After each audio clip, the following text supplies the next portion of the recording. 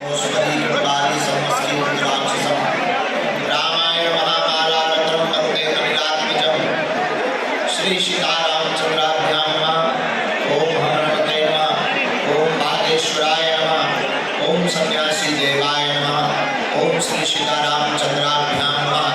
बोलो बागेश्वर धाम की, सन्यासी बाबा की, दिव्य दरबार की, अपने अपने मताई बाप की, भगवान गोरक्षनाथ की, श्री सीताराम भगवान की, सरयू मैया की, लक्ष्मण भैया की, चारों भैयों की, श्री किशोरी जी की, बागेश्वर धाम के पागलों की, श्री मदरिया हनुमान जी महाराज की, बड़हलगंज के पागलों की, गोरखपुर के पागलों की।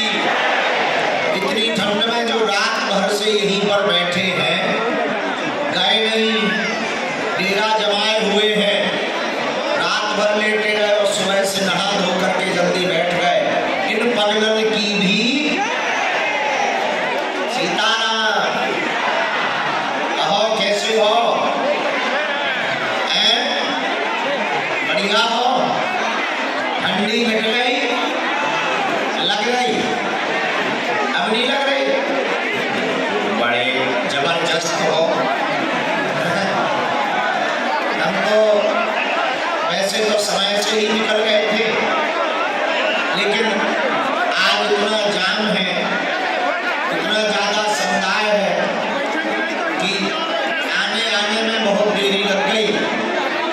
और चारों दिशाओं में बड़हलगंज के जहाँ जहाँ आज नजर जा रही सरयू मैया के किनारे तो वैसे कथा है, लेकिन चारों दिशाओं में केवल और केवल बागेश्वर धाम के पागल दिखाई पड़ रहे हैं। ऐसा दिव्य नजारा है आज का।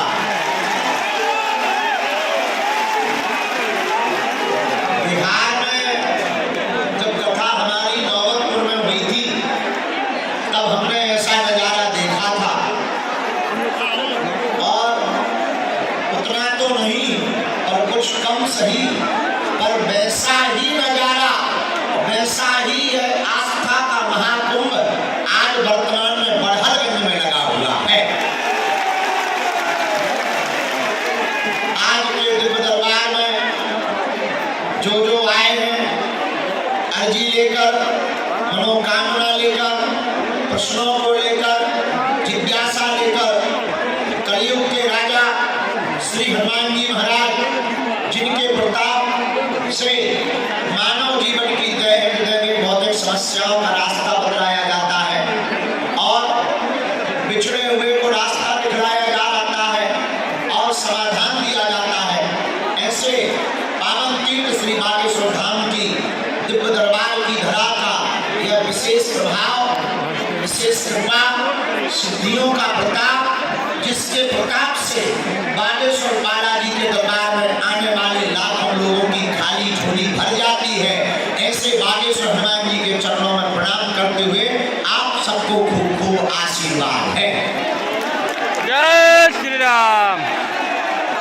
बोलो जय सिया राम। जय सिया राम। जय सिया राम। जय सिया राम। जय सिया राम। जय सिया राम। मांगलो सीताराम। और बताओ सब ठीक है? आनंद में ही रहना, सीताराम कहना। क्या कहना? सीताराम। सीताराम कहना और आनंद में रहना।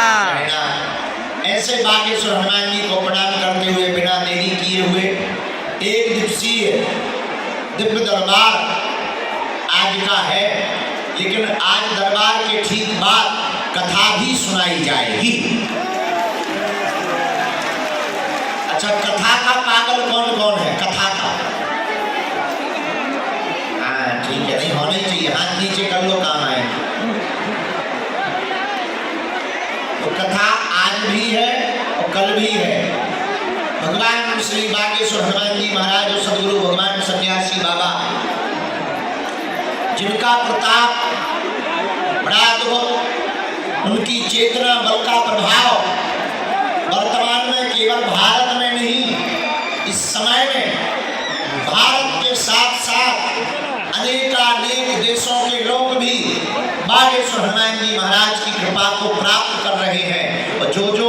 लगाता है, नियम करता है, लहसुन प्याज बंद कर देता है, महीने में एक बार 2 महीने में एक बार बागेश्वर धाम की पेशी करना प्रारंभ कर देता है, तो बागेश्वर धाम का ऐसा प्रभाव है, कोई भी प्रश्न हो उसका समाधान अवश्य प्राप्त होता है। बोलो जय सिया राम। ऐसे बागेश्वर हनुमान जी के दिव्य दरबार में आज आप लोग विराजमान हैं। देखो, पर्चा बने या ना बने, आप हमसे मिल पाओ या ना मिल पाओ, श्री सन्यासी बाबा का ऐसा प्रभाव है और बागेश्वर हनुमान जी का कि आप जहां बैठे सामूहिक अर्जी के मध्य में आपकी अर्जी वहीं से स्वीकार हो जाएगी।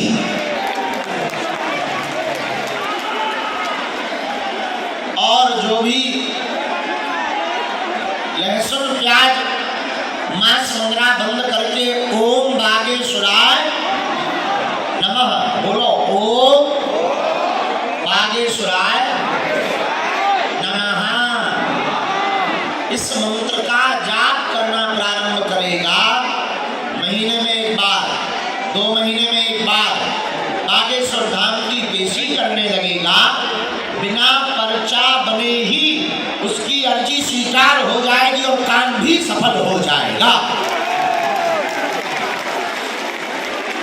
यह बात केवल हम सन्यासी बाबा की बताई हुई नहीं बता रहे, लाखों लोग हर महीने बागेश्वर हनुमान जी के दरबार में आते हैं।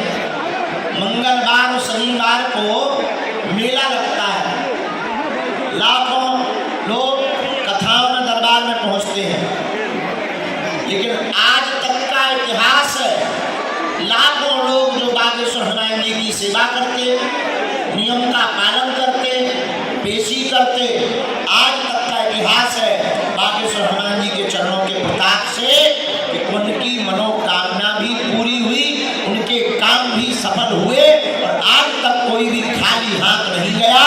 बड़हलगंज के पागलों, जाओ, तुम भी खाली हाथ नहीं जाओगे।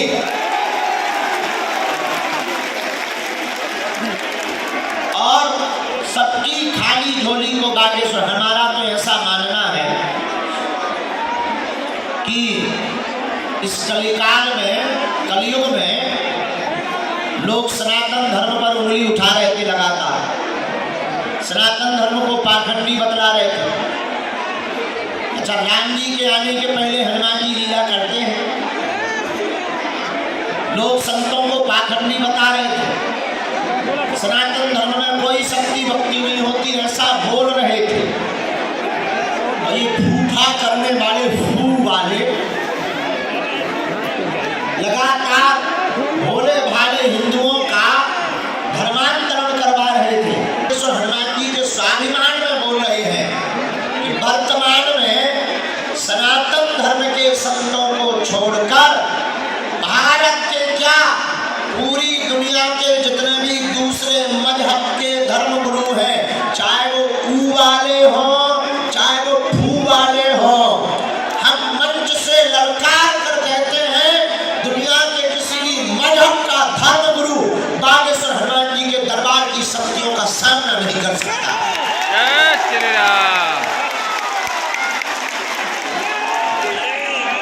जय श्री राम। लेकिन ये हमारा प्रताप नहीं, किसका प्रताप है? अष्ट सिद्धि नौ निधि के असबर दीन है। यह श्री वीर बजरंगबली की अष्ट सिद्धियों का प्रताप है कि कोई भी मजहब का धर्म गुरु, हम कहते हैं तुम हमारा सामना करो, अगर हम तुम्हारी ठटली ना मार दें और पेंट गीला ना कर दें तो कहना। हाँ, ये भी हम बोल रहे हैं ललकार कर हनुमान जी के बल पर कि दूसरे मजहब का धर्म गुरु आ जाए, हम उसके बारे में इतना बताएंगे वो अपनी लुगाई को मुंह नहीं दिखा पाएगा।